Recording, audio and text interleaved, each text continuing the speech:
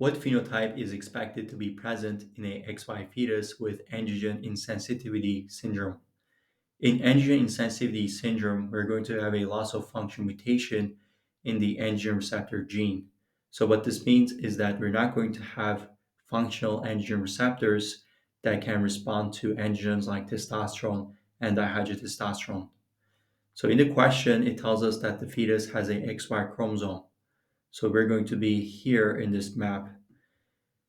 The Y chromosome is going to have the SRY gene, and the SRY gene is going to be responsible for developing the testes.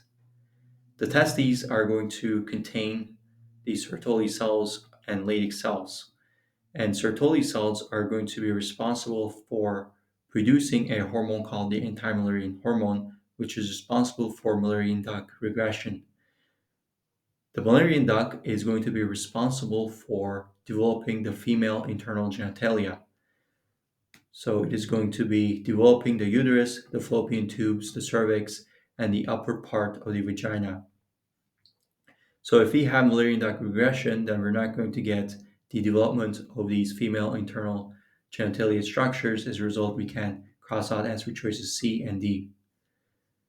Now, the Leydig cells are going to be producing testosterone, and normally testosterone is going to be proliferating the Wolffian duct, which is going to lead to the development of the male internal genitalia.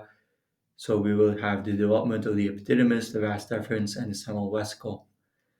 Now, because in these patients, we're going to have a non-functional androgen receptor, testosterone is not going to be able to have its effects by binding to a functional androgen receptor because the androgen receptor is non-functional. So now we're not going to have the effects of testosterone that normally develops the male internal genitalia.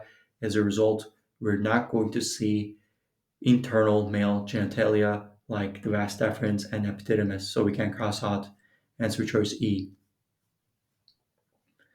Now, testosterone is converted into dihydrotestosterone with the enzyme 5-alpha reductase. And dihydrotestosterone is going to be a hormone that is going to be a stronger androgen than testosterone. And this is going to be developing the male external genitalia. So dihydrotestosterone is going to bind to the androgen receptor more tightly than testosterone and is going to be responsible for developing the male external genitalia.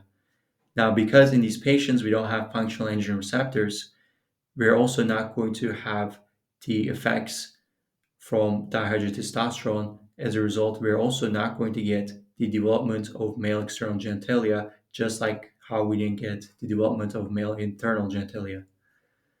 So as a result, we can cross out answer choice B, and now we're left with answer choice A.